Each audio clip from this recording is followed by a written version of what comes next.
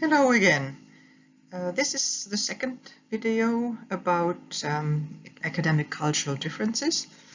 Hi, I'm Lena, again here with you today, and today we're going to take a closer look at the way of communication in class. It can be a virtual class, it can be a class in a school, and we are going to concentrate ourselves on communication between teachers and students, and like between students and students as well. So let's get on. So first of all, it's good to remember one thing that I already told in the previous video. It's about misunderstandings in situations where different cultures cross. So one thing that is very important to remember is that we are ready to learn about differences in conversational and written etiquette. And the other one is that we should try to avoid projecting our styles onto someone else's.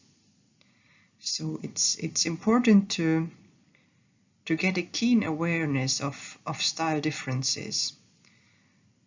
So again, your style may be not the only one. Yeah. So, and this is important in order to develop a more mindful communication with cultural different people. Some more general words about cross-cultural communication.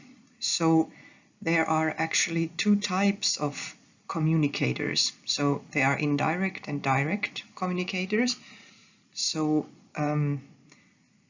and direct communicators, they can like very directly tell about their needs, intentions, and wishes through written and spoken words. So, for example, we are in a group discussion, and you're like discussing things, and the direct communicator asks then finally, can we get to the point? So a very direct question. And an indirect communicator, he or she tries to camouflage their needs. So he or she never would say anything directly, but the needs, intentions, and wishes are somehow hidden in the message. So in order to preserve harmony, and which is much more important than being totally honest. So it's getting late, you have to get a solution, you have only 5 minutes left, and the direct communicator says, okay, can we get to the point, we have to finish this now. And the indirect communicator, for example, could say the next lesson starts at 9 o'clock. So the other members need to understand the message behind the message in this case. And then there is a difference between high context and low context communication too. So it has something to do with the meaning of body language, context, and environmental clues. So high context communicators generally understand the information somehow. So there is much more than written spoken words only. High context communicators are good at reading body language and other signs that are surrounded or that are used in the situation. For example, positions outside the verbal message, social roles, expressions, and things like that. And low context communicators, their style is actually to believe facts, to the point information, and messages that are not ambiguous. So the message should be transmitted by written or verbal messages. So there is a big difference. And again, there is not one right or wrong style. There are different styles that are used. It is also important to remember the meaning of silence. You can speak volumes, so silence communicates as much as the spoken word does. And can be big differences in cultures. So in some cultures, silence can feel very bad, actually. So the signal is that the communication is getting to an end. It's a possible breakdown. We're not getting anywhere, and people from these kind of cultures, they have a very, very strong need to fill the silence somehow with extra questions, with comments. Yeah, and in other cultures, silence has another meaning, a completely other meaning. So it's a sign of respect, and so groups tend to reduce uncertainty by means of observation. They may ask someone about the behavior they observed. So silence is used completely differently and understood in many different ways. And then the little word yes. Is yes really always a yes? In some cultures, the word no is not used at all, because it's too direct, it's impolite to use it.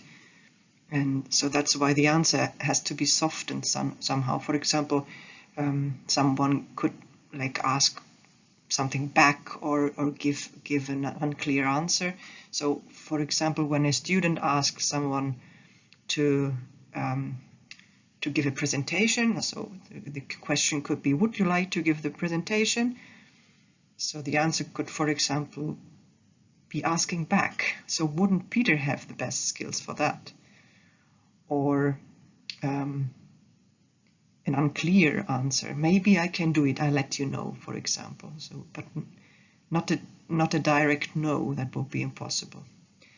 And then yes may in some cultures have another meaning. For example, it can be I understand you. Yes, I got the point, and not necessarily I agree with you. So this is another meaning of yes as well.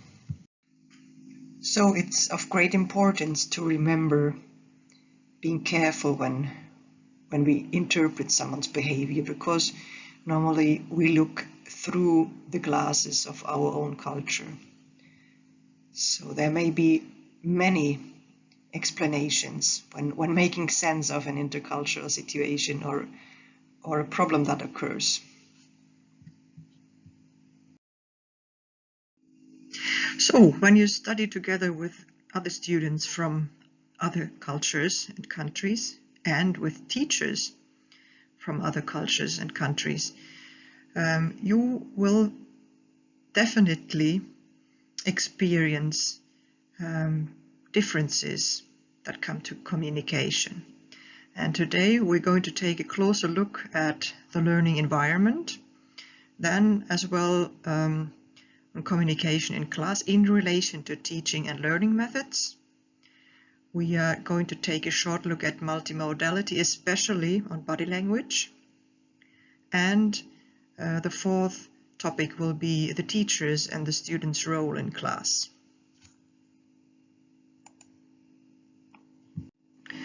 The way how teachers and students communicate can vary a lot in different cultures. Also here, a good tip, keep an open mind and don't take the way that you are used to communicate for granted. So first we take a look at the learning environment.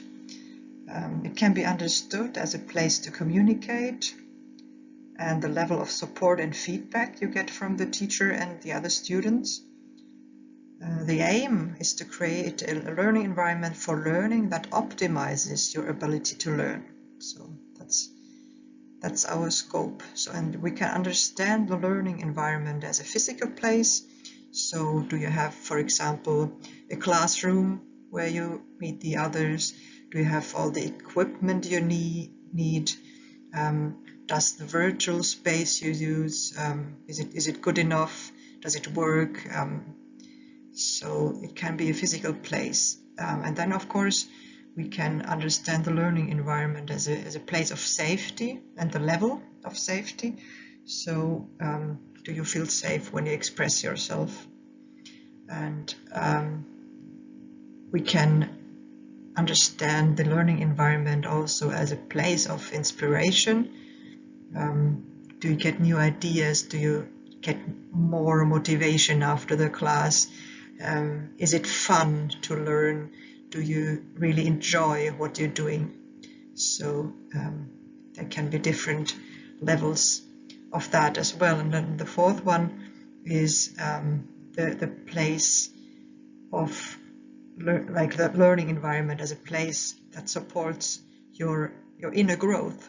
So does it help you to grow as a person, as a human being? And yeah, you can ask yourself, do you feel safe and can you express yourself without any judgment, laughter, or inappropriate comments from the others? Does the teacher include the students while he or she is teaching? So is there any integration? So that helps you to express yourself. And I have 2 questions for you. So the first topic is how do teachers and students typically communicate in your culture? And how is the general feeling in class normally? So do you feel safe? And are your teachers supportive and friendly? Is that the normal way of treating students? Do they make you learn by supporting you or by causing fear? So what is, so to say, the style? Is there any typical style? Is there a tendency? And the second topic is about learning online. So what are, in your opinion, the biggest differences between online learning and learning in class? So, and you can focus on opportunities and challenges in this case, and from the communication perspective. And have you observed any cultural differences so far, or are they maybe hidden? Like compare when you compare to a face-to-face situation, are they not so visible when we study online? So these are the 2 questions you should discuss. Let's move forward to communication in the classroom in relation to teaching and learning methods. Reflect on the amount of teamwork and group discussions you normally use. What's the role of the teacher? So do you normally just listen, or are you an active participant? Do you have the possibility for reflection? What is the amount of encouragement, positive feedback you get from the teacher and from your student mates? And, very interesting too, what is the style of the language that is used in the classroom by the teachers and the students? What's the level? What's the tone? What's the feeling? Another communication factor is multimodality, which means the full repertoire of meaning-making resources that people use. So they can be, for example, gestures, speech, visual signs, written text, and many others, depending on the domain of representation. And there is a difference, as I told you already before, between communication styles. So there is a high context communication style and a low context communication style. So, and typical of the high context communication style is that the intention or meaning of something you want to express can best be conveyed through context and non-verbal channels. So, and these non-verbal channels can, for example, be the tone of the voice, facial expressions, the use of silence, breaks, but also social status and roles or positions.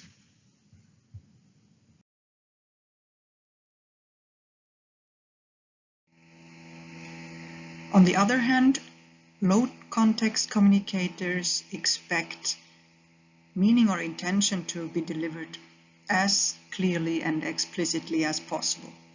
This means straight talk, messages that are very easy to decode, and the responsibility for constructing a clear message is on the speaker's side. Again, it's about tolerance here. So when low context teachers and students work together with high context teachers and students, they need to practice reading between the lines. And it's about decoding the nonverbal subtleties which are included in the verbal message.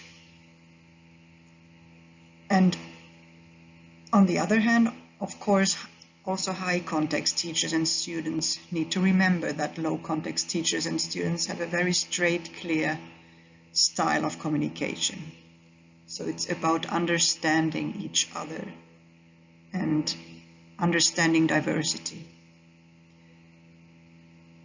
And of course, when we work online, this may be even more challenging.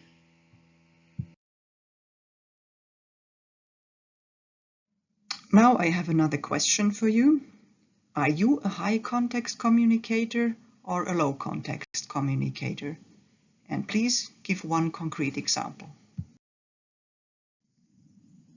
Our last topic for today is the role of the teacher and the student. You may have observed already many big differences when it comes to the role of the teacher and the student. For example, in Finland, the student uses the teacher's first name. It's not a mistake. You can do that. And here on this slide, I have some questions to be reflected on. So, for example, here on the left side, I wrote, is there a strong or a low hierarchy between the students and the teachers? So in Finland, I can tell you it is not very high, which does not mean that we don't show respect, but the respect is shown differently. For example, by giving each other space, physical space. This is one example. Do students expect that teachers must know everything? So you can think about that as well. Is it like that they should have an answer to everything, or are they more in the participant role, or do they give you some advice where and how to find information? So what actually is the role of the teacher as a person knowing things? This is an interesting question, I guess. And then, is the teacher only a controller? So what's the role of the teacher? Or is he a little bit more than that? Is he an organizer, maybe a participant, an assessor? What is his role or her role? So let's have a closer look on that last one.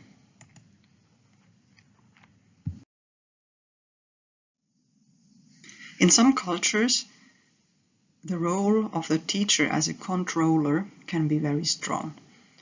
So that means that the teacher is in charge of the class and the activity. He or she is standing in front of the class, and the attention is focused on the front of the classroom. All students work at the same beat, and normally the teacher does most of the talking. He or she doesn't include the students much actually, but it's more giving an input. Then the teacher in some cultures can also be a participant. So that means that the teacher participates in the activity not as a teacher, but as an active participant. You can imagine, for example, a situation where you have a group work and the teacher participates in the group work, as a participant, not as a teacher. The teacher can also be an assessor, which means that he or she offers feedback, corrects, grades students in various ways. So there is not only one way to give assessment, there are many ways. And of course, he or she can be an organizer as well. That means planning, organizing the activities, giving instructions, initiations, and as well organizing feedback. Then the teacher can be a resource, a supporter, a prompter. That means that he or she is in the role of a motivator, helping, giving advice, answering questions.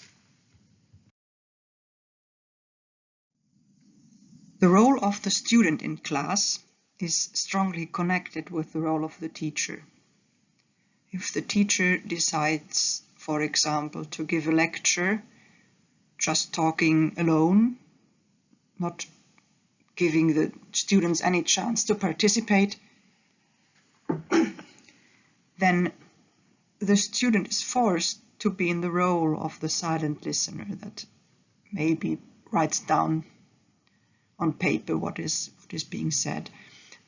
But if the teacher decides to make the students work in small groups, then the role of the student changes. Suddenly, the students are active participants that can reflect on the topics that we are discussing. Another interesting and very important aspect that is connected with the role of the student is the differences in how the students and teachers show respect. Do you, for example, use surnames or titles? What is an appropriate way of clothing and behavior? So what's the way? How do you show respect in your culture? And the perception of time is one way of showing respect. Being punctual is in certain cultures a way of showing respect. You don't come late if you respect your teachers and the teaching. But this is not like that in all cultures. So this is an interesting topic too. So is it a bad thing to be late, or is this okay? And now I have a little task for you. Do you find in this picture the student, the secretary, the boss, the English teacher, the janitor, and the engineer? I give you 20 seconds.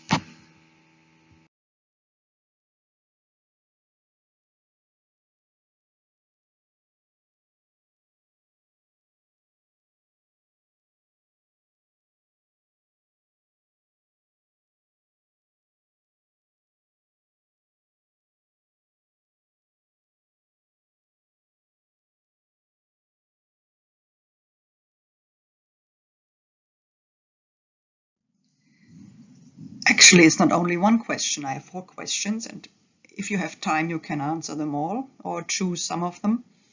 So the first one is, how would you describe a typical teacher model from your own cultural perspective? Question 2, what would be the ideal way of communication between teaching staff and students, in your opinion? Question number 3, what kind of body language is appropriate in your academic world? You can think about the usage of personal space, for example, eye contact, clothing, and please reflect from the teachers and the students' perspective. And the last question is that you should imagine a situation in class, and the teaching has already started and a student comes late, like 15 minutes, let's say. How bad is it? And what would the teacher's reaction be in your culture? Thank you very much for your attention.